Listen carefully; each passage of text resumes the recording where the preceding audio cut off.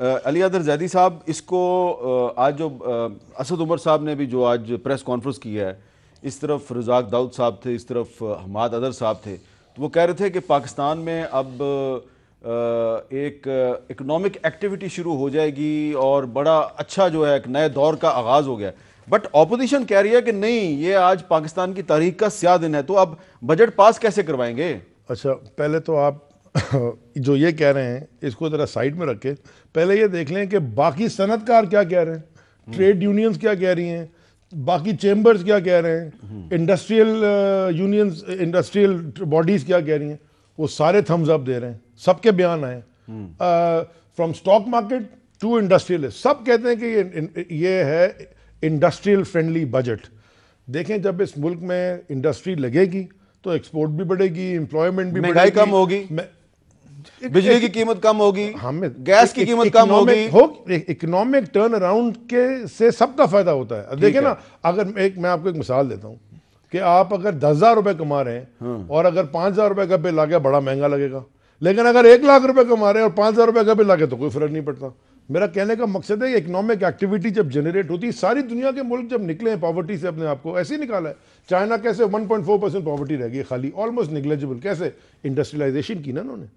तो ये आप इंडस्ट्रियल फ्रेंडली पॉलिसीज लाएंगे, खुद ब खुद इंडस्ट्रियलाइजेशन होगी, आपके मुल्क में तरक्की होगी। अच्छा, ऐसे नहीं इकबाल साहब, स्टॉक मार्केट में तो आज बहुत तेजी आई है, इंडेक्स ऊपर गया है और असद उमर साहब ने अपनी प्रेस कॉन्फ्रेंस में आज कहा जी कि देखें, ऑपोजिशन कह रही है कि बहुत हमने बुरी रिलीफ दी है, बहुत बुरी अनाउंसमेंट्स की हैं, लेकिन स्टॉक मार्केट ऊपर चली गई है। तो ऑपोजिशन का मौक़िफ़ एक तरफ है, स्टॉक मार्केट ऊपर जा रही है, खुला तजाद है।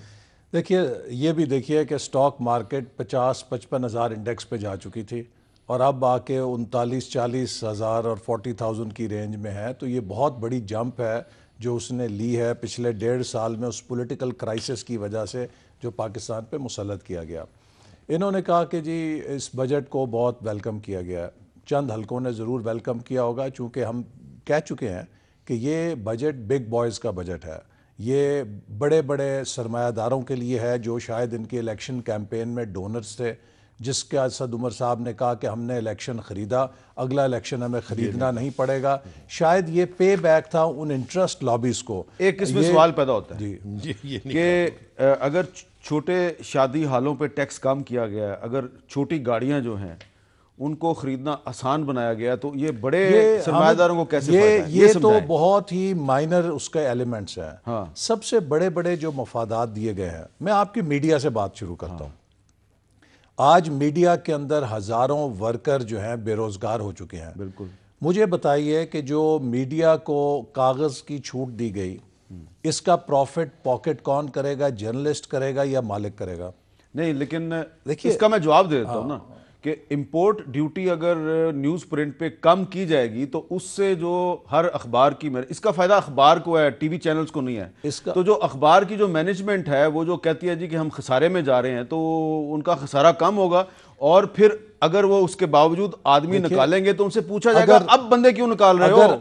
अगर ये वेलफेयर ओरिएंटेड होते जी तो इस कंसेशन को टाई करते कि जो अखबारी वर्कर्स हैं उनके जो वाजिबात हैं, हम जो आपको ये कंसेशन दे रहे हैं, इससे आप ये हमें अंडरटेकिंग देंगे कि किसी सहाफ़ी के वाजिबात आउटस्टैंडिंग नहीं रहेंगे। आपने बहुत अच्छी बात की है, तो क्या इसको आप एक अमेंडमेंट के तौर पे नहीं लेके आएंगे? बिल्कुल, हमने और हम इनसे मुतालबा करेंगे कि ये उसको अमेंडमेंट में शामिल करें। हमारी जो तजावीज़ हैं बजट की, उसमें ये तजावीज़ शामिल हैं। हम चाहते हैं कि आम आदमी का फ़ायदा हो। देखिए, इस वक्त जो क्रंच आया हुआ है, इन्फ्लेशन तकरीबन डबल डिजिट पे चली गई है। इस वक्त जो सरमायाकार है उसका मसला नहीं है, वो अभी भी BMW के अंदर बैठता है, मर्सिडीज़ के अंदर बैठता है, उसके बच्चे बेहतरीन स्कूलों में पढ़ते हैं, वो फर्स्ट क्लास के अंदर सफ़र करता है, वो बैरून मुल्क भी जाता है। इस वक्त मसला किसका है? मसला है गरीब तबकों का, मुतवसत तबके का, कि जिनके लिए यूटिलिटी बिल्स जो हैं, ये कहते थे गैस में इजाफा नहीं हुआ। हर रोज़ सोशल मीडिया पे लोग अपने नवंबर दिसंबर पिछले साल के और नवंबर दिसंबर इस साल के 100% से भी ज्यादा इजाफा हुआ है गैस के बिलों में। इसी तरह बिजली के बिलों में इजाफा हो गया है। लोग अपने गैस के बिल दे दें तो वो बच्चों की स्कूल की फीस नहीं दे सकते। गैस के बिल को ना डिनाई करना अली भाई, मैं अपना गैस का बिल डिनाई नहीं कर रहा, मैं अपना गैस का बिल पेश कर दूंगा। तो डिनाई कर ही नहीं रहा हामिद भाई। तो इसलिए मैं सिर्फ सिर्फ ये कहना चाहता हूं कि बहुत हमें खुशी होती है कि इसमें कोई ऐसे रिलीफ मेजर्स होते जिससे कि एक गरीब आदमी को कोई अफाका मिलता। क्या इन्होंने दर्जा 1 से लेके 14 तक 16 तक उनकी तनख्वाहों में रिलीफ दिया कि महंगाई हो गई, हम आपको ये रिलीफ देना चाहते हैं? अच्छा, फिर 73 उसके पैसेजेस हैं, पैराग्राफ हैं, 73 पैराग्राफ हैं तकरीर के। किसी एक मेजर के ऊपर रेवेन्यू इंपैक्ट नहीं लिखा। देखिए, जब बजट पेश किया जाता है या कोई रिफॉर्म लाते हैं ना, अगर आप संजीदा हैं तो आप उसके साथ अपने तखमीने बताते हैं कि ये जो हम रियायत दे रहे हैं इसकी हमें 5 अरब कॉस्ट आएगी, लेकिन इससे मुमकिना तौर पे हम 20 अरब रुपए का टैक्स रेवेन्यू हासिल करेंगे, इसलिए हम ये रियायत दे रहे हैं। किसी एक मेजर का जो रेवेन्यू इंपैक्ट है, पूरी बजट स्पीच को आप उठा के देख लें, उसमें इन्होंने नहीं दिया। अच्छा, अब इस वक्त खुद इनके अपने जो माहिरीन हैं, जो इनके साबिक स्पोक्समैन जिनके बारे में बात हो चुकी है आपके प्रोग्राम में, चले वो ट्वीट के ऊपर ही स्पोक्समैन अपॉइंट हुए, वो पहला कॉलम जो इस साल का लिखते हैं, उन्होंने अलार्म बेल्स कहा कि अलार्म बेल्स बज रही हैं। क्यों? कि खसारा इनसे काबू नहीं हो रहा।